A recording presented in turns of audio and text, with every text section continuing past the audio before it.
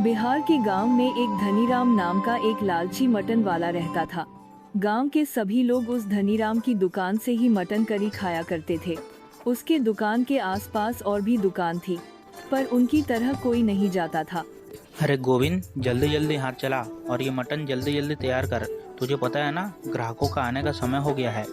और तूने वो मसाला मटन में मिला दिया है ना, उससे मटन का स्वाद बढ़ जाता है। सेठ धनीराम की बात सुनकर गोविंद गुस्से में अपने आप से बोलता है, छी, कितना लालची इंसान है। ये ऐसा सोचता है कि जैसे मुझे तो कुछ पता ही नहीं है कि उस मसाले से क्या होता है। कितना झूठा इंसान है। अरे गोविंद, क्या सोचने लग गया? जल्दी जल्दी हाथ चला भाई। अरे सेठ जी, आप चिंता मत कीजिए। आपने मुझे जैसा बताया था मैंने उतना ही वो मसाला मिला दिया है। देखो, आप खुद देखो, ये मटन में से कितनी अच्छी महक आ रही है। अरे हुआ हुआ, मटन में से क्या महक आ रही है। और आएगी भी क्यों ना, ये धनीराम की मटन करी है। थोड़ी देर में धनीराम की दुकान पर मटन खाने के लिए ग्राहकों की भीड़ लग जाती है। अरे तुम्हारे दुकान की मटन करी की तो बात ही अलग है। इसमें से तो बहुत अच्छी महक आ रही है। जरा मुझे एक प्लेट मटन दियो भाई।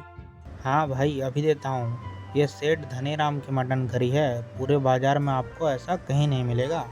इधर धनीराम की दुकान पर ग्राहकों की भीड़ लगी होती है, उधर दूसरे लोगों के ठेले पर एक भी ग्राहक नहीं होता। अरे वाह, आज तो बहुत अच्छी कमाई हो गई। हे भगवान, आपकी ऐसे ही मुझ पर कृपा बनी रहे। हाँ सेठ जी, अगर ऐसे ही रोज कमाई होती रही तो आप बहुत ही जल्दी इस पूरे गांव में सबसे ज्यादा अमीर इंसान बन जाओगे। हाँ, और इससे मेरी तिजोरी भी पैसों से भरी रहेगी। हाँ सेठ जी, वो तो है। अरे सेठ जी, मुझे आपसे कुछ कहना था। हाँ हाँ, बोल बोल, तुझे क्या कहना है? आज मेरा मूड ऐसे भी बहुत अच्छा है। वो सेठ जी, क्या है ना, मैं कह रहा था कि आप जरा मेरी तनख्वाह थोड़ी बढ़ा दे तो अच्छा रहेगा, क्योंकि इतनी तनख्वाह से मेरा घर चल नहीं पाता है। अब सारा मूड खराब कर दिया तूने मेरा। अब ज्यादा दिमाग खराब मत कर, वरना तुझे नौकरी से निकाल दूंगा। सेठ की बात सुनकर गोविंद डरकर चुप हो जाता है। जब देखो मुझे नौकरी से निकालने की धमकी देता रहता है। बेटा, जिस दिन मुझे मौका मिला ना, तो मैं इसका ऐसा हाल करके जाऊंगा, देखते रह जाएगा ये लालची इंसान। चल ठीक है, मैं जा रहा हूँ। तू यहाँ की साफ सफाई करके दुकान बंद करके घर चले जाना। ऐसा कहकर धनीराम सेठ अपने घर के लिए निकल जाता है।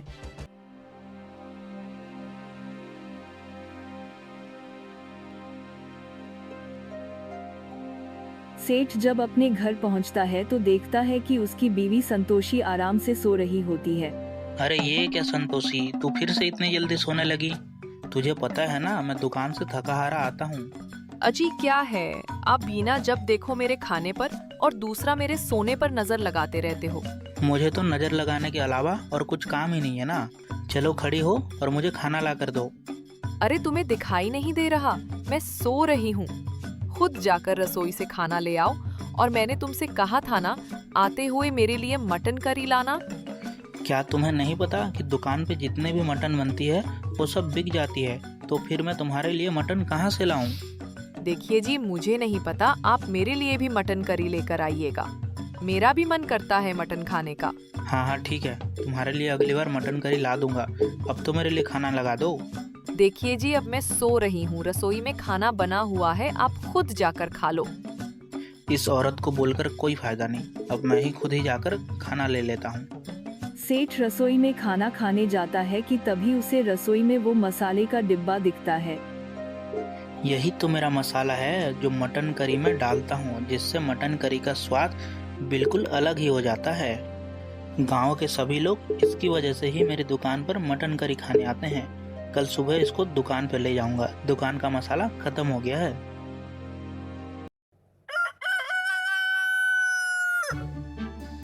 अगले ही दिन सेठ धनीराम अपनी दुकान पर मसाला लेकर जाता है। अरे वाह वाह गोविंद, आज तो मटन की बहुत अच्छी महक आ रही है।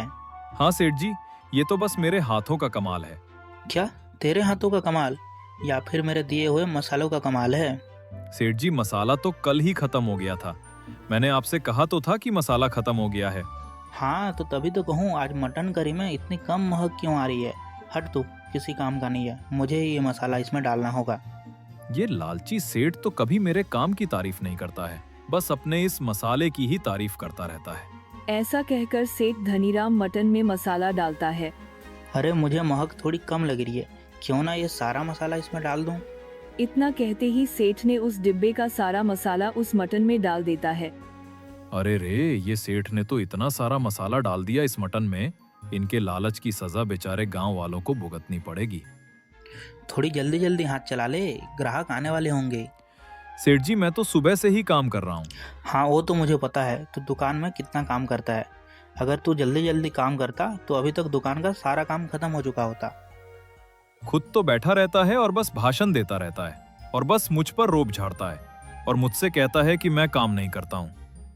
गोविंद, मुझे ऐसा क्यों लग रहा है कि तू मेरे बारे में कुछ बोल रहा है? अरे सेठ जी, मेरी इतनी कहाँ हिम्मत कि मैं आपके बारे में कुछ बोल सकूं। थोड़ी ही देर में सेठ की दुकान पर ग्राहकों की भीड़ लग जाती है। अरे भैया, जरा मुझे 2 प्लेट मटन करी पैक करके दो, आज मेरे घर मेहमान आए हुए हैं। हाँ हाँ, अभी करता हूँ। ऐसे ही धीरे धीरे सेठ धनीराम की दुकान से सारी मटन खत्म हो जाती है और सेठ की दुकान के गल्ले में बहुत सारे पैसे जमा हो जाते हैं। अरे वाह वाह, आज भी इतनी अच्छी कमाई हो गई है। लगता है भगवान इस धनीराम को धन देना शुरू कर दिए हैं। लगता है ये लालची सेठ जल्दी इस गांव का सबसे अमीर आदमी बन ही जाएगा। अगले दिन सेठ धनीराम अपनी दुकान पर खड़ा होता है।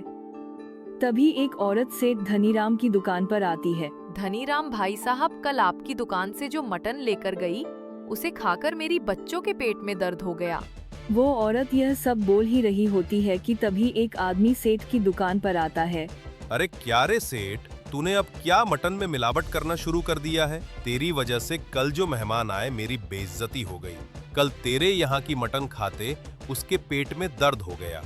अरे भाई, तुम लोग कैसी बात कर रहे हो? मेरे यहाँ की मटन में आज तक कोई कमी निकाला है? अच्छा, तो क्या हम झूठ बोल रहे हैं? ऐसे ही थोड़ी देर में ही दुकान पर शिकायत करने के लिए और ग्राहकों की भीड़ लग जाती है। हाँ भाई, ये लोग सही कह रही हैं। कल जो हम लोग तेरी दुकान से मटन करी ले गए थे, उसमें हम सबका पेट दर्द हो गया। देख भाई, अब तू ये अपनी दुकान बंद ही कर दे, क्योंकि अब से कोई भी तेरी दुकान से नहीं खाएगा। अरे हाँ भाई, सही कह रहे हो। इस सेठ की दुकान की मटन खाकर मरना थोड़ी है।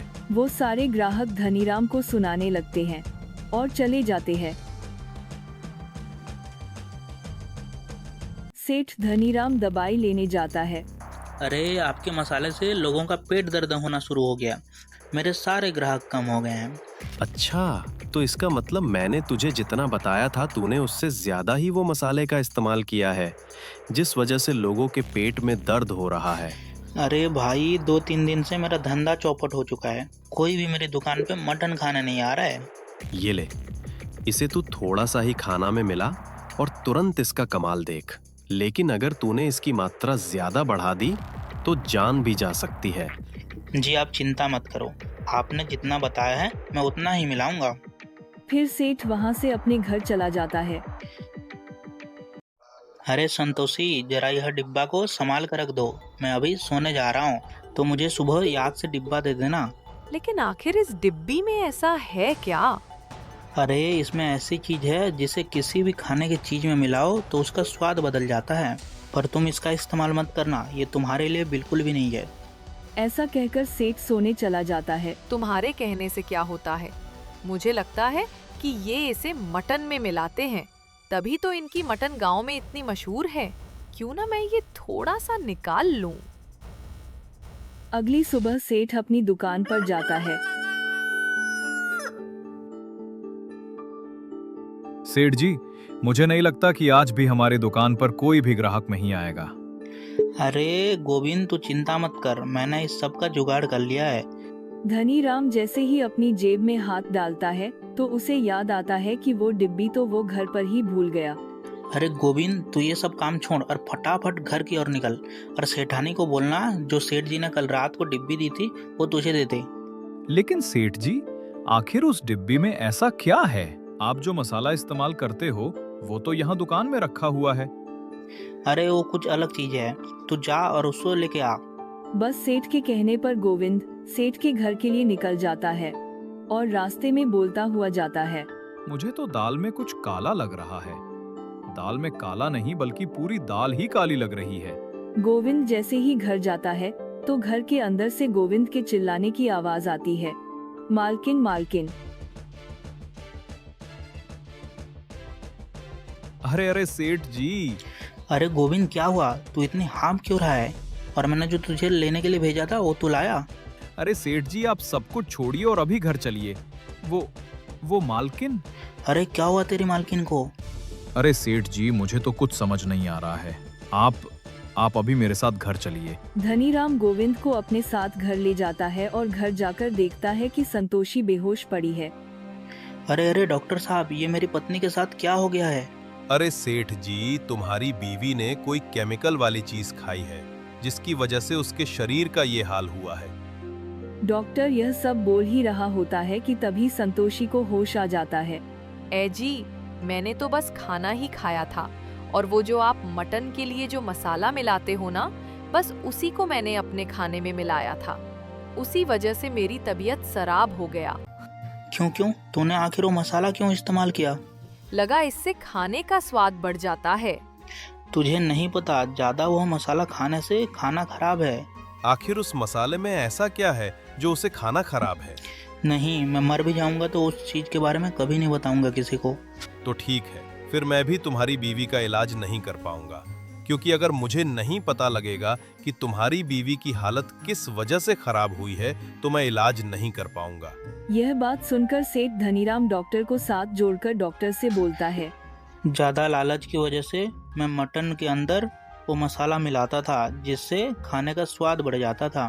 ठीक है, मुझे वो मसाले की डिब्बी दिखाओ। गोविंद अंदर जाकर उस मसाले की डिब्बी को डॉक्टर को लाकर देता है। सत्यानाश हो, तुम्हें पता भी है कि इस मसाले से ज्यादा सेवन से इंसानों का तबीयत खराब होने के साथ वो मर भी सकता है। तुम ये मसाला रोज बेचारे ग्राहकों को मिलाकर खिलाते हो। तुम्हें पता है तुम कितना बड़ा पाप कर रहे हो। डॉक्टर साहब, आपको जो सजा देनी है दे दो, लेकिन आप मेरी पत्नी को बचा लो। तुमको मेरी एक शर्त माननी होगी। हाँ डॉक्टर साहब, आपकी हर शर्त मुझे मंजूर है। ठीक है, तो तुम्हें अपना ये जुर्म पुलिस के सामने कबूल करना होगा। हाँ, मैं बोलूँगा, मैं सब सच बोलूँगा, पर आप मेरी बीवी को बचा लीजिए। उस समय डॉक्टर दरोगा को सेठ धनीराम के घर बुलवा लेता है और पुलिस सेठ धनीराम को पकड़कर ले जाती है।